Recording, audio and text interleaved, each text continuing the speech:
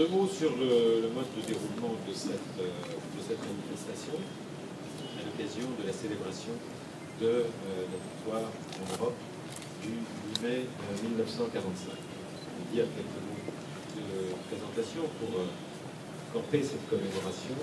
Ensuite, nous procéderons à une remise de décoration pour le major Thierry Baudouin, à qui sera remise la médaille militaire française, et pour un ensemble d'officiers et sous-officiers de l'armée guinéenne, à qui la France, en leur remettant la médaille de la défense nationale, tient à marquer sa reconnaissance pour l'excellence de leur contribution à la coopération bilatérale.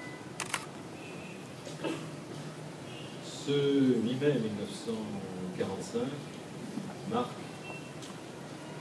la signature de la capitulation de l'armée allemande, première fois à Reims, deuxième fois à Berlin, car il y a eu deux signatures. Au-delà de cet acte, je me suis interrogé hier soir sur le sens de la victoire. Nous savons très bien, d'une part, que ce jour-là, la guerre mondiale, la Deuxième Guerre mondiale, n'était pas terminée. Elle continuait sur d'autres théâtres avec d'autres opérations. Et nous savons très bien, pour avoir appris de l'histoire, en ayant payé le prix le plus lourd, qu'une victoire ne suffit pas pour faire la paix. Et qu'au lendemain de cette victoire de 1945, le monde entrait dans une autre phase de tension, dans ce qu'on a appelé la guerre froide, où deux blocs se sont confrontés.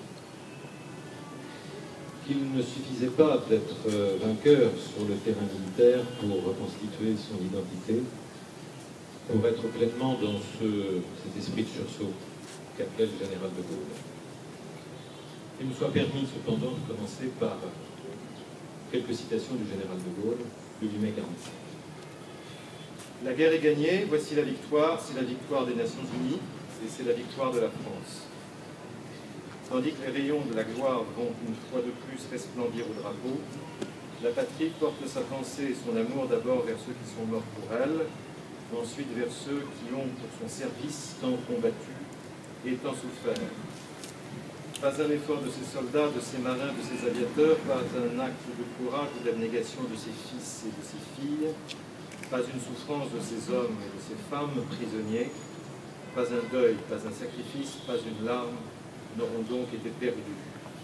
Dans la joie et dans la fierté nationale, le peuple français adresse son fraternel salut à ces vaillants alliés qui, comme lui, pour la même cause que lui, ont durement, longuement prodigué leur peine.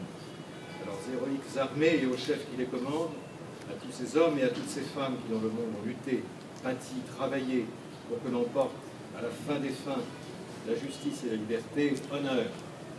Honneur pour toujours à nos armées et à leurs chefs, honneur à notre peuple que des épreuves terribles n'ont pu réduire ni fléchir, honneur aux Nations Unies qui ont mêlé leur sang à notre sang, leur peine à nos peines, leurs espérances à notre espérance et qui aujourd'hui triomphent avec nous.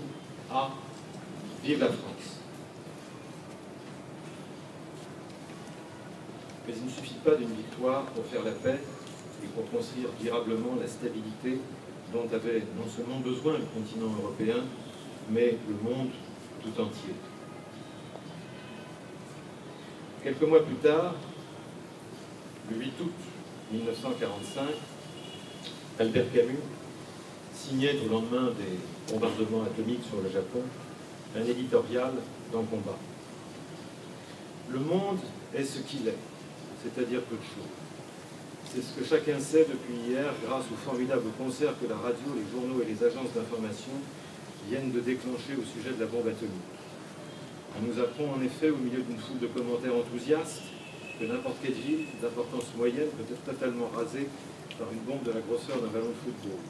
Les journaux américains, anglais et français se répandent dans dissertations élégantes sur l'avenir, le passé, les inventeurs, le coût, la vocation pacifique, et les effets guerriers, les conséquences politiques et même le caractère indépendant de la bombe atomique.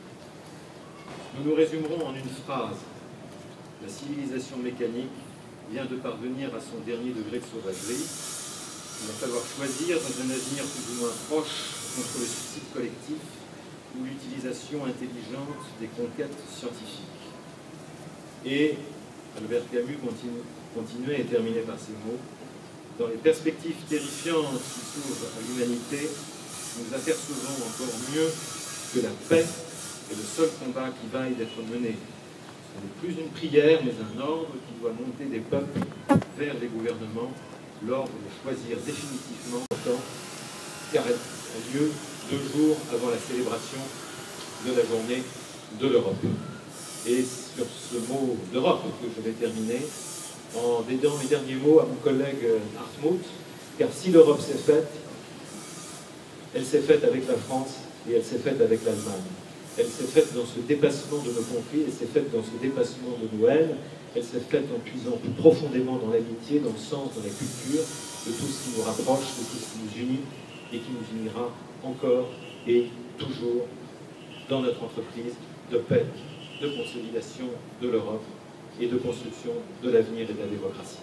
Voilà, mon cher Hartmut, c'est à toi que j'ai dit les derniers mots de ce petit discours, avec une pensée pour tous ceux qui sont aujourd'hui avec nous, et tous ceux qui nous ont quittés dans les combats ou dans les forces civiles. Je vous remercie. Médaille militaire.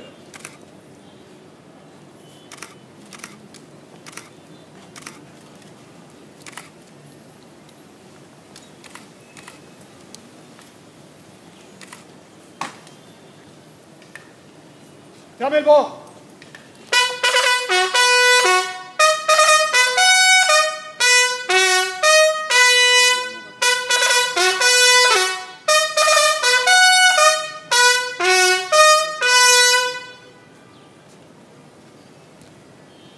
Mets au repos, s'il te plaît. Repos.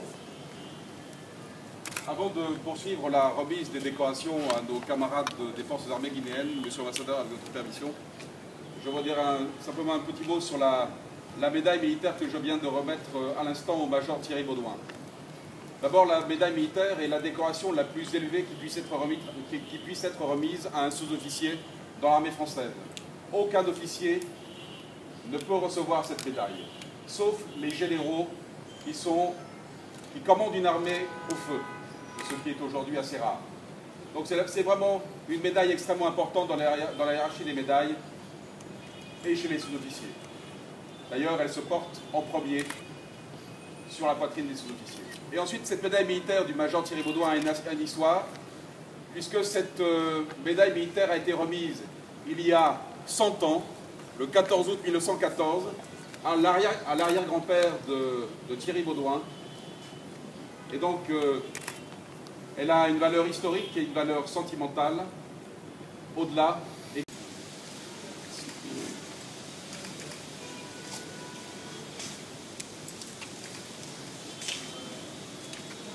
Capitaine de corvette, Lansana Camara, au nom du ministre de la Défense, nous décernons la médaille de bronze de la Défense nationale.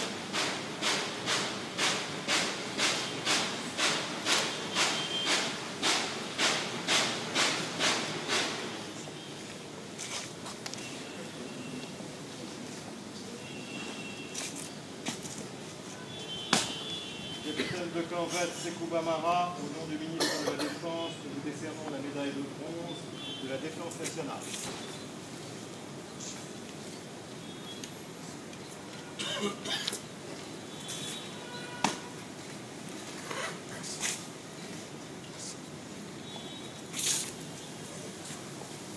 Second maître Mousseni Condé, au nom du ministre de la Défense, nous vous décernons la médaille de bronze de la Défense nationale.